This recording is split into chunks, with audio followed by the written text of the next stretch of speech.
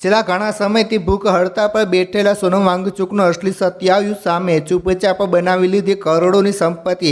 મિત્રો, દુનિયામાં એવા ખૂબ જ ઓછા લોકો હોય છે જેઓ પોતાની બૌદ્ધિક ક્ષમતાનો ઉપયોગ માત્ર પોતાના વિકાસ માટે નહીં પરંતુ સમાજ અને પર્યાવરણના કલ્યાણ માટે કરે છે। લદ્દાખના જાણીતા એન્જિનિયર, શિક્ષણ સુધારક અને પર્યાવરણવિદ સોનમ વાંગચુક આ શ્રેણીમાં અગ્રેસર છે।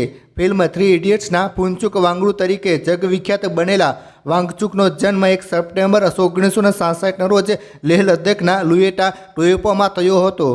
તેમના પિતા સોનમ વાંગ્યાલ એક પ્રભાવશાળી રાજકારણી હતા, જ્યારે તેમની માતા સેરિંગ વાંગમાએ તેમને 9 વર્ષની ઉંમર સુધી ઘરે જ પાયાનું શિક્ષણ આપ્યું હતું। શ્રીનગર અને દિલ્હીમાં અભ્યાસ પૂર્ણ કર્યા બાદ તેમણે 1987માં નીટ શ્રીનગરથી મિકેનિકલ એન્જિનિયરમાં બીટેક પૂર્ણ કર્યું હતું। બાદમાં ફ્રાન્સથી અર્થ એન્ડ આર્કિટેક્ચરમાં પોસ્ટ માસ્ટર મેળવી પોતાની પ્રતિભાને આંતરરાષ્ટ્રીય ફરક સુધી પહોંચાડી હતી અને સિદ્ધિ મેળવી હતી। તેમની કારકિર્દીની સાચી શરૂઆત 1988માં થઈ હતી, જ્યારે તેમણે શેખ મોલ સ્કૂલની સ્થાપના કરી હતી। આ સંસ્થા દ્વારા તેમણે લદ્દાખના શિક્ષણ વ્યવસ્થામાં ક્રાંતિકારીનો ફેરફાર કર્યો હતો।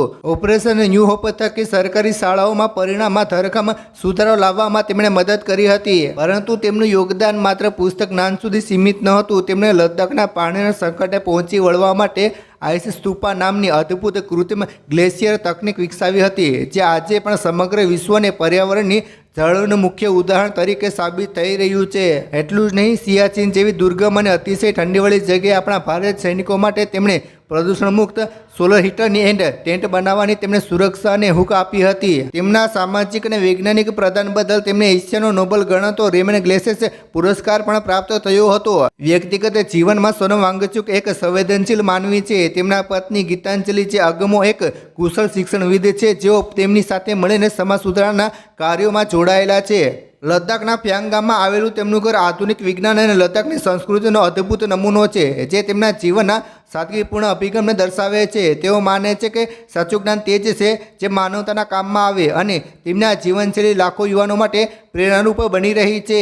જોકે તેમના જીવનનો વર્તમાન તબક્કો એક ગંભીર સંઘર્ષ અને વિવાદથી ઘેરાયેલો છે।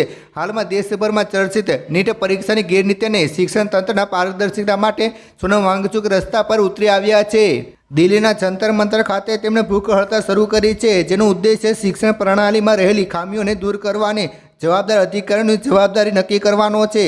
21 દિવસ સુધી સતત ચાલેલા ઉપવાસને કારણે તેમની તબિયત ગંભીર રીતે લથડી હતી, જેના પરિણામે 18 જુલાઈ 2026ના રોજ તંત્ર દ્વારા તેને હોસ્પિટલ દાખલ કરવામાં આવ્યા હતા। હોસ્પિટલના બિછાને હોવા છતાં સોનમ વાંગચુક મક્કમ છે અને સરકાર તરફથી નક્કર પગલાં ન મળે ત્યાં સુધી તેઓ ઝૂકવા તૈયાર નથી। તેમનો સંઘર્ષ માત્ર એક વ્યક્તિનો નથી, પરંતુ તે દરેક વિદ્યાર્થીને દેશના ભવિષ્ય માટે લડાય છે, જે સાબિત કરે છે કે સોનમ વાંગચુક માત્ર એક વૈજ્ઞાનિક નહીં પરંતુ એક સાચા જનનાયક પણ છે।